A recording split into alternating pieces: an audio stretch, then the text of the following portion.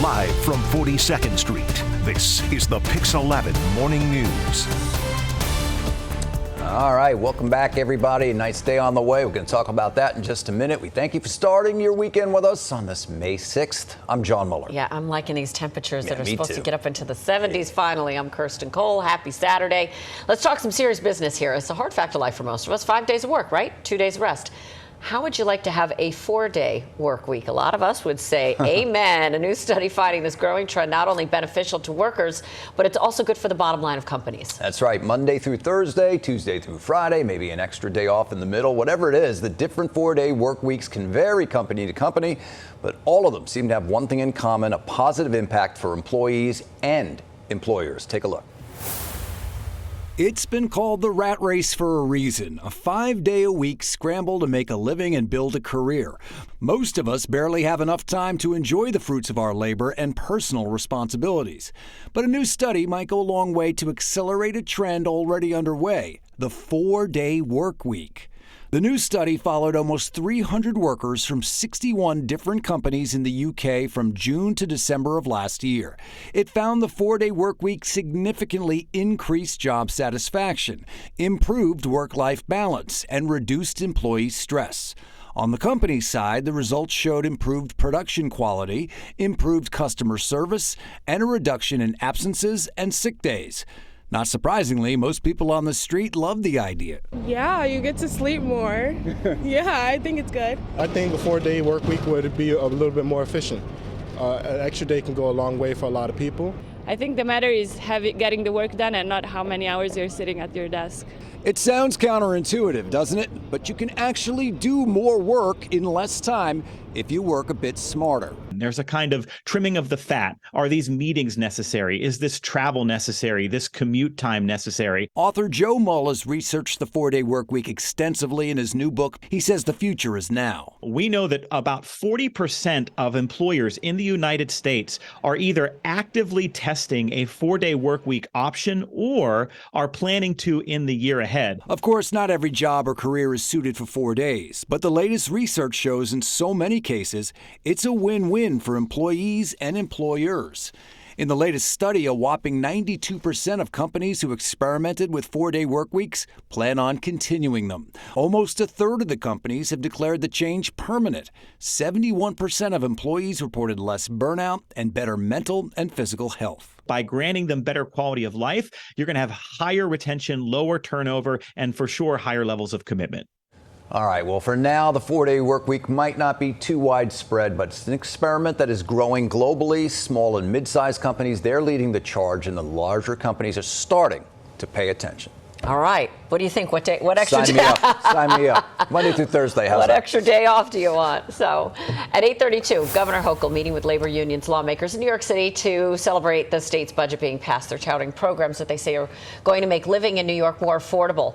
Hochul says boosting minimum wage and tying future increases to inflation, that's going to help workers keep up with the cost of living. The governor also says expanding the state's child tax credit to include children under 4 years old will also make a huge difference for thousands of families. And I'm thinking, wait a minute. The most expensive time is when they're outgrowing their clothes every 6 months, the baby food, the formula, the diapers, everything you have to buy, and those families were left behind.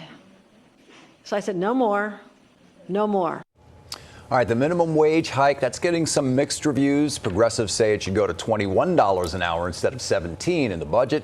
And some businesses say any increase will lead to potential loss of productivity and staff cuts. Let's talk about this. The MTA says they're cracking down on drivers who stop in the bus lanes. 5 new routes should have cameras in them by the end of the summer. Cameras are now live on the BX35 route in the Bronx. For now, drivers are only being sent warnings. But that's going to change. You're going to get an actual ticket. That's going to start going out on July 1. Experts say writing tickets works. Only 19% of people get a second ticket for a bus lane violation after getting that first one. That's true. Fines start at $50. They go up to $250. 450 buses will be outfitted with this ticket writing system. Question for you. When you have to make a turn, are you allowed to just be in there to make the turn, or do you have to stay and then cut across. I think we need to bring a transit expert onto So the show to teach us how to make the turn. Can you make past the left bus or lane. right just if you're, in that lane for just a turn? I know.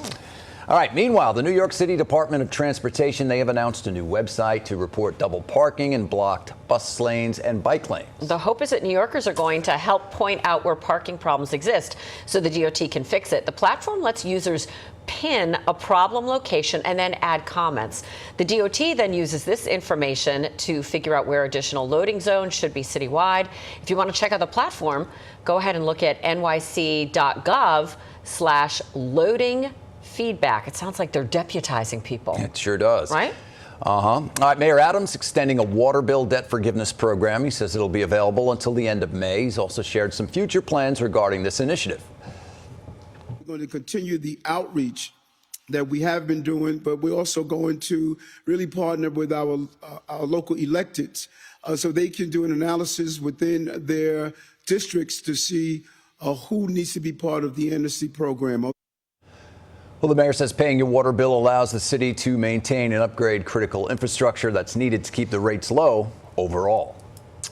5 million New York adults who are on Medicaid are getting more dental coverage. As a result of a class action lawsuit that was settled this week, Medicaid dental coverage in the state is being expanded to include root canals, implants, and replacement dentures. The suit was filed against the state health department in 2018 over claims the state denies thousands of low-income New Yorkers medically necessary treatments.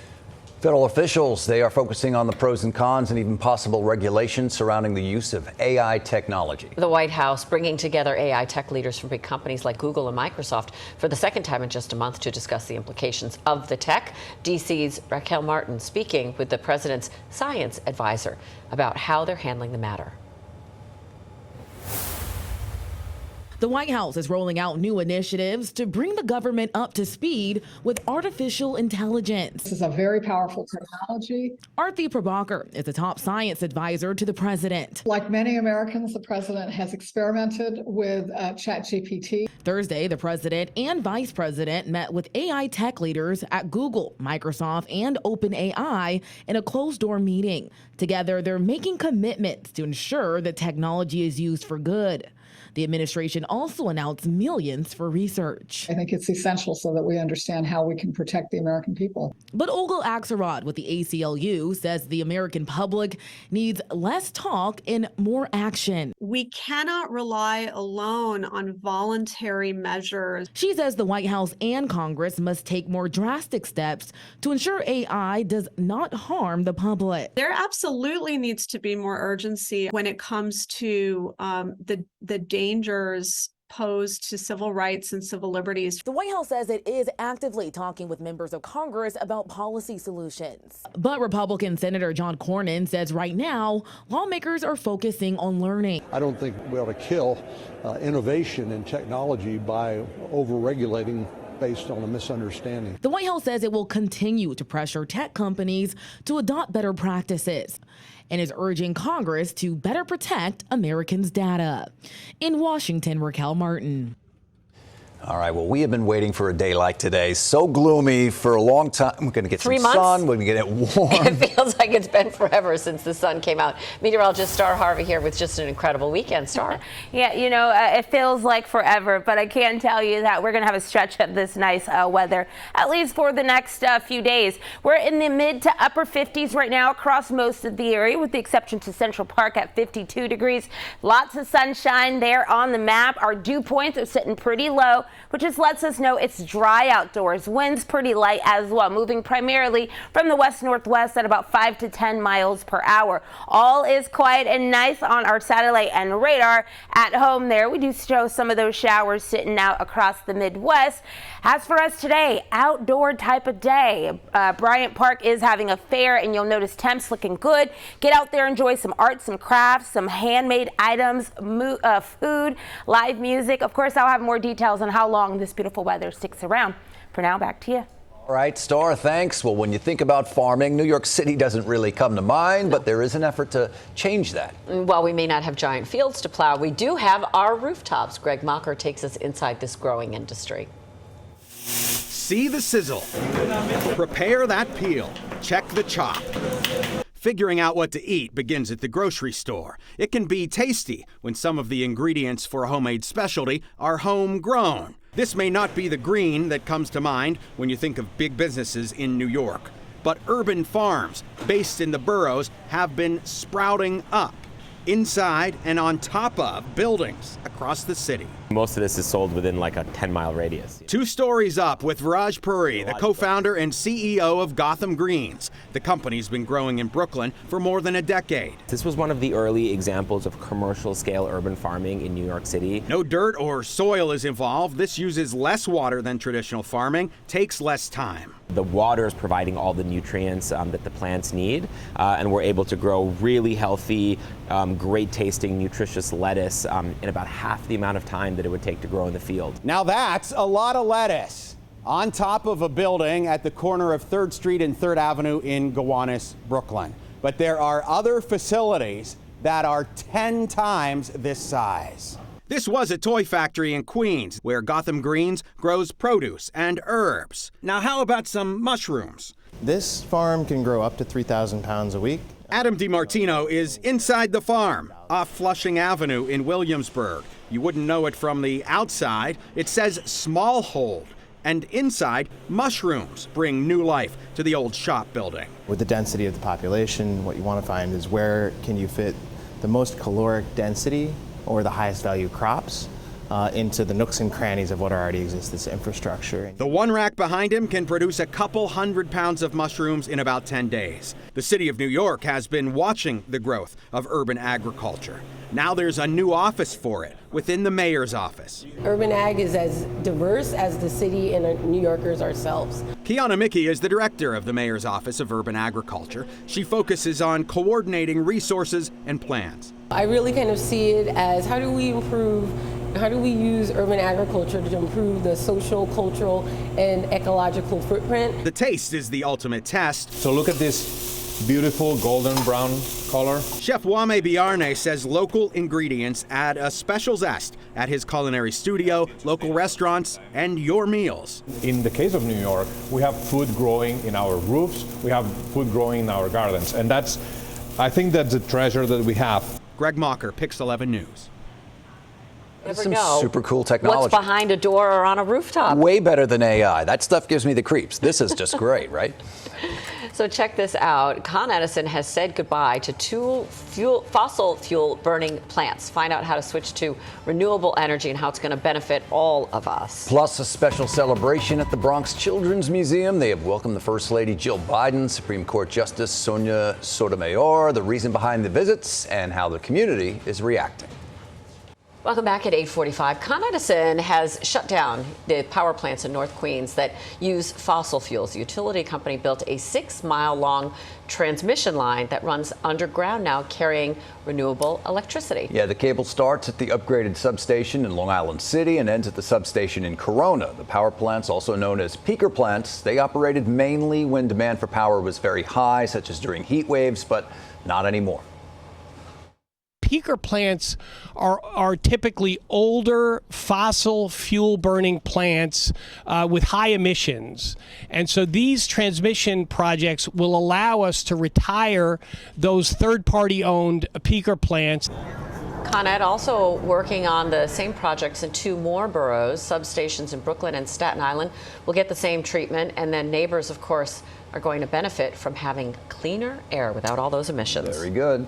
All right, First Lady Jill Biden and Associate Justice of the Supreme Court Sonia Sotomayor visiting the Bronx Children's Museum this week, celebrating its recent opening of a new location. The First Lady and the Justice were joined by 2nd grade students in the local community.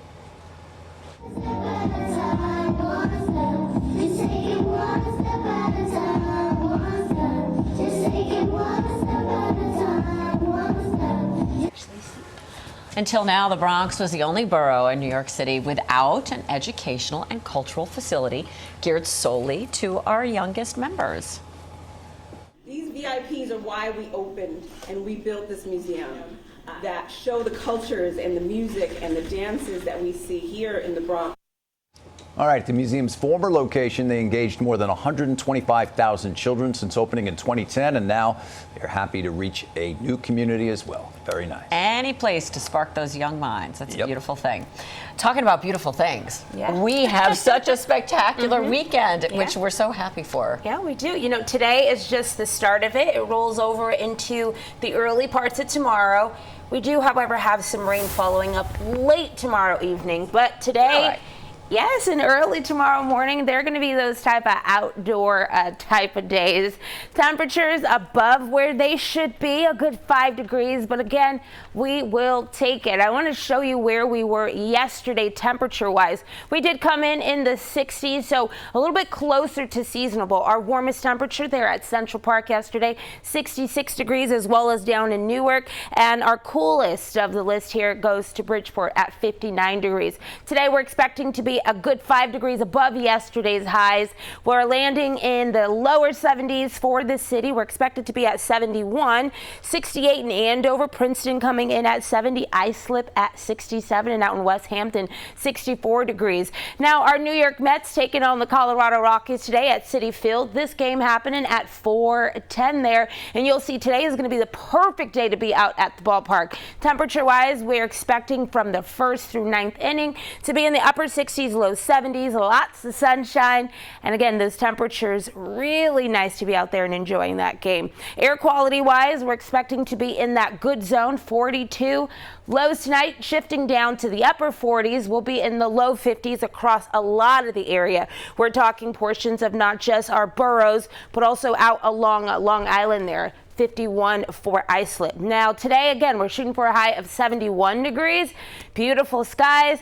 Tomorrow we do start off with that sunshine. We'll have some clouds filtering in later, but temperature wise will be slightly warmer, 75 degrees. But yes, we also do have a chance for showers moving in late in the evening, but even still then we're not expecting any washouts. We'll have some of those cooler temperatures, but still in the low 70s across our suburbs. Satellite and radar pretty nice and quiet there. Dew points sitting pretty low today, and we don't really have a cloud in sight across a lot of the area. High pressure to really thank for that. We do have a system sitting out west. Currently, a lot of that moisture moving over the Midwest, and we are expecting that this will be the chance for our next rainmaker. So again, today, wall-to-wall sunshine. There goes the increase of those clouds getting through early tomorrow. But again, I said late in the day tomorrow, late in the evening, we're expecting those showers to start approaching us. They are likely to linger into our Monday morning commute. And then from there, you'll see we're in the 70s for the next 3 days, dropping down to the 60s. And Monday through Wednesday, we do have a chance for some showers working their way into the forecast. Back to you. All right, we'll take the sunshine while we can get it. Thank you so much, Star. So as inflation continues to make grocery prices rise, a lot of New York families, they're feeling the struggle. Well, one organization's hoping to ease the burden for seniors in the Bronx. We'll see how the impact the Hunger Heroes are making and how you can join their effort coming up.